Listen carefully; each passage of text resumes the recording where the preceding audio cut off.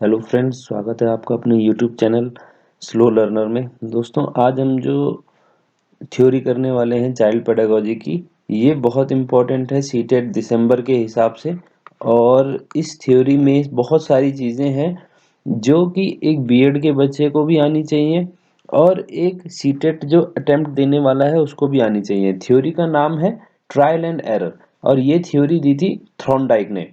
और इसमें जो एक्सपेरिमेंट है, ये एक बिल्ली के द्वारा एक्सपेरिमेंट किया जाएगा कि किस तरीके से बिल्ली के सामने जब खाना रखा जाता है तो और उसको एक बॉक्स में बंद कर दिया जाएगा, तो उस बॉक्स से बाहर निकलने के लिए वो जो ट्राई करेगी और उसके बाद जो उसको खाना मिलेगा, तो उससे जो लर्निंग की होगी वो लर्निंग ह्यूमंस पे कैसे अप्लाई की जा सकती है। तो देखते हैं दोस्तों इस थ्योरी को।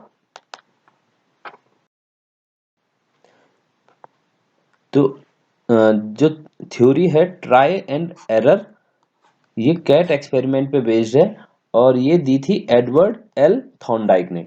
तो ये नाम बहुत इंपॉर्टेंट है, इस थ्योरी के साथ इस नाम को हमेशा याद रखना। तो इसमें जो सबसे पहले इन्होंने थ्योरी दी, इसमें थ्योरी में बहुत सारे प्रिंसिपल्स हैं। ठीक है, सबसे पहला जो प्रिंसिपल दिया उन्होंने बिल्ली के माध्यम से, वो ये था कि लर्निंग जो है उसमें क्या है, ट्राई और एरर है। यानी एक सिलेक्शन है और कनेक्शन है। कहने का मतलब ये है कि अगर बिल्ली को बंद कर दिया गया किसी कमरे किसी बॉक्स के अंदर और उसको कहा कि अब उसको सामने खाना रख दिया गया है यहाँ पे बॉक्स में, तो खाने की खुशबू से बिल्ली को बाहर आने का मन करेगा, लेकिन बिल्ली बाहर डायरेक्ट कैसे आएगी जब तक वो बहुत सारे ट्राई नहीं करेगी। तो वो क्या करेगी, इधर उधर हाथ मारेगी, इधर उधर जंप करेगी। तो जितनी बार वो ज्यादा जंप करती जाएगी और उसको वो बाहर नहीं आ पाएगी, तो वो फिर और नेक्स्ट अटेम्प्ट नेक्स्ट नेक्स्ट अलग तरीके से ट्राई करती रहेगी बाहर आने के। और धीरे धीरे क्या होगा कि वो जो एक बार क्या होगा, वो ये इस लीवर को खींचेगी या इस लीवर पे हाथ मारेगी। जैसे ही वो इस लीवर पे हाथ मारेगी, गेट खुल जाएगा। गेट खुलते ही वो बाहर आएगी और वो खाना खा लेगी। तो इससे ये पता चलता है कि उसको बहुत सारी गलतियों के बाद एक पॉजिटिव रिस्पॉन्स मिलेगा, जिससे क्या होगा, उसका जो सिलेक्शन है चीजों को लेकर, ठीक है, उसका जो सिलेक्शन है और जो उसका एंड रिजल्ट है उसके साथ वो एक कनेक्शन बिठा लेगी। तो इसी कनेक्शन के साथ नेक्स्ट प्रिंसिपल जुड़ा हुआ है, जिसको कहा गया है कि learning is the result of formation of connection. तो जैसे ही उसको पता चलेगा कि अब इस लीवर को दबाने से यहाँ से गेट खुलेगा और मैं खाना खा सकती हूँ, तो वो क्या करेगी, उसने एक दिमाग में कनेक्शन बना लिया है और बार बार अब उसकी गलतियां जो हैं वो कम होने लग जाएंगी, गलतियों का ग्राफ नीचे जाएगा और जो उसका फॉर्म कनेक्शन है जो उसको खाने की तरफ ले जाएगा, जो फाइनल वो रिजल्ट है उसकी तरफ वो बहुत तेजी से आगे जाने लगेगी। तो इसको कहा जाता है कि जब हम इसको फिर आगे बच्चों के साथ भी जोड़ा गया है इस थियोरी को कि कैसे बच्चों को सिखाना चाहिए। अगला है learning is incremental not insightful. ठीक है, तो कहने का मतलब ये है कि जो गलतियां हैं या जो लर्निंग है, हमारी सीखने की जो कला है, ये इंक्रीमेंटल होती है। यानी कि जब हम किसी भी सिचुएशन में फंस जाते हैं या कोई भी बच्चा किसी सिचुएशन में फंस जाता है, तो उसके सामने, जैसे अभी बिल्ली के एग्जांपल से उन्होंने बताया कि बिल्ली के सामने बॉक्स है और बॉक्स क्या है, एक ट्रैप है उसके लिए। अब उस ट्रैप से बाहर निकलने का जो तरीका है, वो एक बार गलत अटेम्प्ट करेगी, फिर कुछ और ट्राई करेगी, फिर और का ट्राई करेगी, और फिर क्या करेगी, एक बार वो लीवर को भी ट्राई करेगी। तो लीवर को ट्राई करते ही जब उसका ट्रैप खुल जाएगा, तो ये क्या होगा, उसके लिए इंक्रीमेंटल लर्निंग होगी कि उसने बहुत सारी गलतियां करके ये सीखा है। यानी कि इनसाइटफुल नहीं होगी। इनसाइटफुल का मतलब ये होता है कि मान लीजिए बिल्ली को एक बॉक्स में बंद कर दिया है ना, और उसके सामने खाना रख दिया। अब उसका खाना क्या है, एंड लक्ष्य है उसका। लेकिन अब बिल्ली ये बैठ के नहीं सोचेगी। इनसाइटफुल में ये होता है कि बैठ के नहीं सोचेगी, दिमाग नहीं लगाएगी कि ये लीवर यहाँ पे क्यों दिया होगा और ये यहाँ पे गेट भी है और इसके सामने खाना है, तो क्या पता लीवर को दबाने से खाना निकलेगा। तो इतना दिमाग वो नहीं लगाएगी। वो क्या करेगी, धीरे धीरे स्मॉल स्टेप्स में, है ना, एक के बाद एक गलतियां करेगी और फिर वो अपने लक्ष्य तक पहुंचेगी। तो इंक्रीमेंटल है, इंसाइटफुल नहीं है। ठीक है, इसमें मतलब बहुत ज्यादा दिमाग नहीं लगता है लर्निंग में स्टार्टिंग में। और जो लास्ट प्रिंसिपल है इसमें लिखा गया है कि लर्निंग डायरेक्ट है, नॉट मीडिएटेड बाय आइडियाज। तो इसमें सेम वही चीज बताई गई है लगभग कि बिल्ली जो लर्निंग जो है वो डायरेक्ट होती है, यानी आप गलती करते हैं और कुछ सीखते हैं। ऐसा नहीं है कि आपके सामने कोई भी सिचुएशन में पहले ही आप एंड रिजल्ट का आइडिया लगा लेते हैं, सोचना शुरू कर देते हैं और फिर उस आइडिया के थ्रू आप आगे बढ़ते हैं। नहीं, इसमें क्या है, ट्राई एंड एरर में सिंपल बताया है कि गलतियां होती हैं और फिर गलतियों का सुधार होता है। उसमें कोई आइडिया नहीं होता। जैसे कि एक बच्चे को जब हम एप्पल लिखाते हैं स्टार्टिंग में, ए फॉर एप्पल, तो हो सकता है कि वो ऐसे ना बना के ऐसे बनाए, ऐसे बनाए। तो जितनी बार वो गलती करेगा उसको पता चलेगा कि ये रॉन्ग है और ये राइट है। तो लर्निंग क्या है, उसको रॉन्ग्स को कम करना और राइट्स की तरफ ज्यादा जाना। ठीक है, गलतियां कम हो और सही जो रिस्पॉन्स है उसकी तरफ ज्यादा जाना। तो धीरे धीरे वो इस तरीके से ए बनाना शुरू कर देगा। तो ये था थियोरिटिकल प्रिंसिपल्स इसमें। अब इन प्रिंसिपल के बाद थॉर्नडाइक ने कुछ लॉज भी दिए हैं। तो लॉज ऑफ लर्निंग, अब लॉ क्या क्या है इसमें देखो। फिर से उसने बिल्ली का ही एग्जांपल देके ये लॉ दिए हैं। और ये जो लर्निंग है, मतलब हमने जो थ्योरी थी उस थ्योरी से हमने क्या सीखा। तो हमने जो सीखा, ठीक है, उसमें सबसे पहला जो आता है वो है द लॉ ऑफ रेडीनेस। अब इस लॉ में क्या है देखिए, लॉ ऑफ रेडीनेस यानी बिल्ली कब जाएगी खाने की तरफ, या कब वो इस लीवर को दबाएगी, जब वो तैयार होगी कि उसको खाना चाहिए। मान लीजिए एक बिल्ली का पेट भरा हुआ है, तो वो क्यों इसकी तरफ जाएगी। ठीक है, वो क्यों बाहर निकलने की कोशिश करेगी। तो वो बाहर निकलने की जो कोशिश है उसके पीछे जो रिस्पॉन्स जो उसको मिलने वाला है, ठीक है, वो तैयार होनी चाहिए। वो उसकी वजह से बाहर आने की कोशिश करेगी, उसकी वजह से वो लीवर को दबाएगी। तो ये जो लॉ ऑफ रेडीनेस है ये बताता है कि बच्चे को तब पढ़ाना चाहिए जब वो फुल्ली प्रिपेयर हो पढ़ने के लिए। ऐसा नहीं कि हर वक्त वो पढ़ने के लिए तैयार है, नहीं, कभी वो खेलने के लिए तैयार है। तो इसीलिए इसमें सबसे ज्यादा ध्यान दिया गया है कि अटेंशन, बच्चे का अटेंशन पहले ग्रैब करो क्लास में और तब उसको पढ़ाओ। तो सबसे पहले स्टार्टिंग में अटेंशन उसका लाना चाहिए, तब वो सीखने के लिए तैयार रहेगा।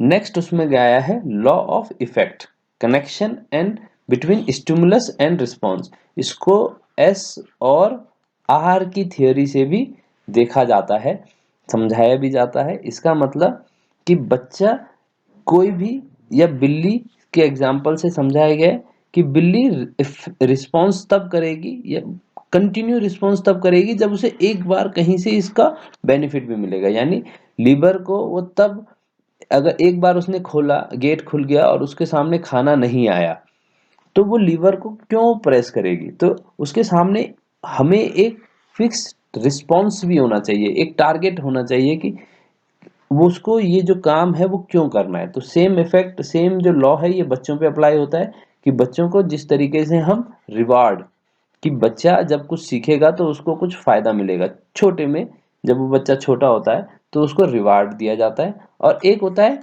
पनिशमेंट, तो उसको पनिशमेंट भी किया जाता है। तो ये जो थ्योरी थी ये बहुत इम्पोर्टेंट थी, क्योंकि बाद में उसने कहा, पहले थॉर्नडाइक ने कहा कि पनिशमेंट से क्या होगा, बच्चा डिस्करेज हो जाएगा उस काम को करने के लिए। लेकिन बाद में उसने कहा कि नहीं, कई बार पनिशमेंट डिस्करेज ही नहीं करती है, बल्कि पनिशमेंट से बच्चा दोबारा से सही ढंग से उस काम को करने के लिए तैयार रहता है।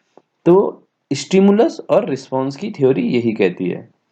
इसके बाद नेक्स्ट है हमारा लॉ ऑफ एक्सरसाइज। इसका भी बहुत सिंपल है लॉ ऑफ एक्सरसाइज का, कि किसी भी चीज को जितना ज्यादा आप यूज करोगे उतना आप उसमें परफेक्ट बनोगे, या फिर अगर डिसयूज करोगे तो उतना आपको लिए वो नेगेटिव रिस्पॉन्सिव हो जाएगी। कहने का मतलब ये है कि जैसे कि एक बच्चे को मैथ्स के सवाल 1+1 अगर हमने एक बार सिखाया और उसने 2 रिस्पॉन्स कर दिया, धीरे धीरे जब हम उसको और सिखाएंगे कि 1 1 2 होता है, फिर 2 + 1 3 होता है, तो जितना ज्यादा इसको सिखाएंगे बच्चा उस कॉन्सेप्ट को उतनी अच्छे से सीखेगा। और फिर इन्होंने कहा कि और अगर वो इसकी प्रैक्टिस नहीं करता तो धीरे धीरे बच्चा उसको ये जो 1+1 का कॉन्सेप्ट है ये भी भूलना शुरू हो जाता है। तो यही सेम चीज उसने बाद में रिवाइज करी। उसने कहा कि हर बार ये जरूरी नहीं है कि 1+1 जब हमने एक बार सिखा दिया तो बच्चा उसको बाद में अगर उसकी प्रैक्टिस नहीं कर रहा तो वो भूल जाएगा। कई लर्निंग ऐसी हैं जो बिना एक्सरसाइज के भी लाइफ टाइम हो जाती हैं, लेकिन कुछ लर्निंग ऐसी हैं जो टाइम के साथ कम भी होती हैं। तो जिसके लिए हम एक बहुत अच्छा प्रोवर्ब है अंग्रेजी में जिसको लिखा जाता है, practice makes a man perfect. तो यानी जितना ज्यादा हम प्रैक्टिस करेंगे उतना हम उस चीज में क्या होंगे, परफेक्ट होंगे। तो ये जो हमारा आइडिया था, ये जो प्रोवर्ब है ये इसी से निकला है और इसी की वजह से इसको इस तरीके प्रोवर्ब बनते हैं। अब इसके अलावा उन्होंने इन लॉज के बाद कई और सारे लॉज दिए और वो भी इंपॉर्टेंट हैं, जिसमें आता है कि लॉ ऑफ मल्टीपल रिस्पॉन्स या वेराइड रिएक्शन कि सिचुएशन के हिसाब से जो है वो हमारे रिस्पॉन्स हैं वो बदलते रहते हैं और हम अलग अलग तरीके से रिस्पॉन्स करते हैं लर्निंग में भी। ठीक है, तो ये बहुत इंपॉर्टेंट है क्योंकि हर तरीके में मान लीजिए बिल्ली के सामने यहाँ पे अभी लीवर है और उसको खाने पे जाना है, तो वो लीवर को पुल करेगी या लीवर को पुश करेगी, तो वो उसका वो है। लेकिन मान लीजिए यहाँ पे लीवर की जगह कोई स्विच होता तो तब बिल्ली क्या करती, तो बिल्ली को लीवर की जगह एक स्विच भी प्रेस करना था। तो जैसी सिचुएशन बदलती है ऐसे ही हमारे रिस्पॉन्स या रिएक्शन भी बदलते रहते हैं और हर सिचुएशन में बच्चे का अलग रिस्पॉन्स होता है। ये नहीं है कि हर सिचुएशन में एक ही होगा। मान लीजिए बिल्ली के सामने यहाँ पे ये लीवर है और ये है मछली। अब एक लीवर यहाँ पे एक और है ना। अब एक बार लीवर दबाने पे मछली आएगी और दूसरी बारी लीवर दबाने पे यहाँ पे क्या होंगे कि उसके मुंह पे एक घुसा पड़ेगा। तो हर सिचुएशन के हिसाब से वो चेंज होगा। कई बार वो सोचेगा कि क्या पता अगली बारी में लीवर दबाऊं तो मेरे को मछली ना मिलके घुसा ही पड़ जाए।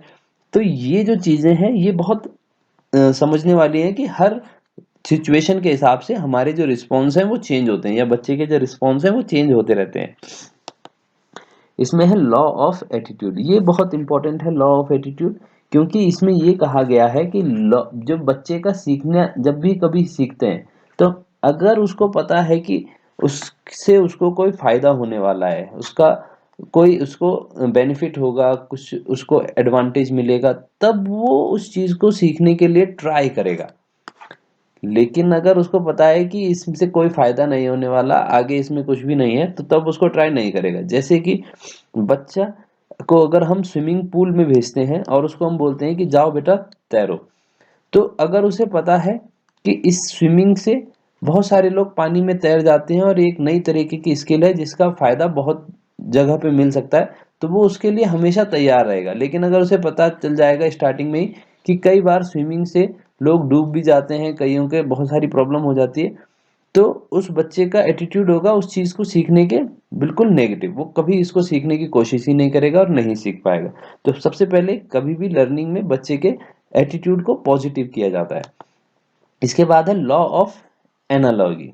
ठीक है, ये जो एनालॉजी है, एनालॉजी का यहाँ पे बताया गया है कि जो हमने पिछला सीखा हुआ होता है, लास्ट जो हम सीखते हैं सिमिलर सिचुएशन में, अगर हमारे पास सेम दोबारा वही सिचुएशन आती है तो हम उसी लर्निंग का इस्तेमाल करके दोबारा से उस सिचुएशन से निकलने की कोशिश करते हैं। ठीक है, जैसे मैंने बताया कि एक लीवर है, लीवर को पुश करने से अब यहाँ पे उसको मछली मिल जाती है बिल्ली को।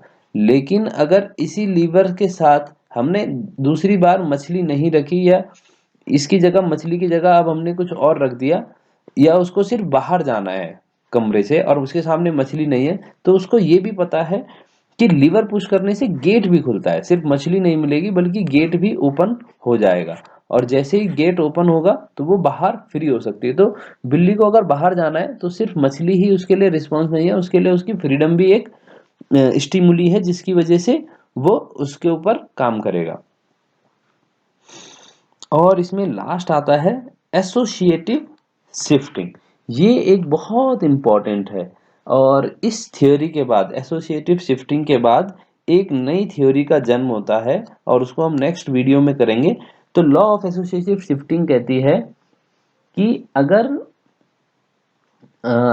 हमारे सामने, जैसे मान लीजिए बिल्ली है ना, बिल्ली बैठी हुई है, बिल्ली को अगर हमने दो पैरों पे खड़ा करना है कि भाई दो पैरों पे तुम्हें खड़ा होना है, तो बिल्ली अपने आप खड़ी नहीं होगी। पर हम अगर उसको, बिल्ली को एक कमांड देंगे कि स्टैंड अप, तो शायद बिल्ली तब भी खड़ी ना हो। लेकिन अगर हम स्टैंड अप बोलने के साथ उसके सामने एक फिश रख देंगे, ठीक है, एक हमने फिश उसके सामने रख दी बिल्ली के सामने, तो अब बिल्ली खड़ी हो जाएगी स्टैंड अप बोलने पे, क्योंकि उसको कुछ मिल गया है। अब इसी का इस्तेमाल करके अगर हमने कई बार स्टैंड अप बोला और उसके सामने फिश रख दी, तो बिल्ली क्या करेगी, धीरे धीरे दो पैरों पे खड़ा होना शुरू कर देगी। जैसे ही वो दो पैरों पे खड़ा होना शुरू कर देगी, धीरे धीरे अगर हमने अगली बार उसके सामने से फिश को हटा भी दिया, तब भी वो क्या करेगी, स्टैंड अप बोलने पे खड़ी हो जाएगी। इसको, इस थ्योरी को कहा जाता है कंडीशनिंग। ये बहुत इंपॉर्टेंट थ्योरी थी और इसके बाद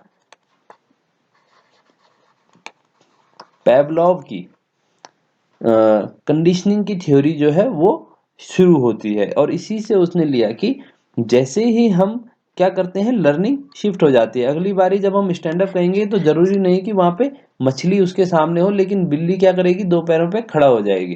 तो ये होता है कंडीशनिंग, ठीक है। और यहाँ पे हमारा जो थ्योरी है ये थॉर्नडाइक की, ये खत्म होती है। इसमें लॉ ऑफ लर्निंग के ये जो कॉन्सेप्ट है, इनको बाय हार्ट आप लर्न कर लीजिए, क्योंकि एग्जाम में सीधा वो पूछता है इनमें से, और इनको भी आप अच्छे से लर्न कर लीजिए। तो थैंक यू क्लास, और वीडियो अच्छा लगे तो शेयर और लाइक करो, और अगर कोई क्वेश्चन हो तो कमेंट में जरूर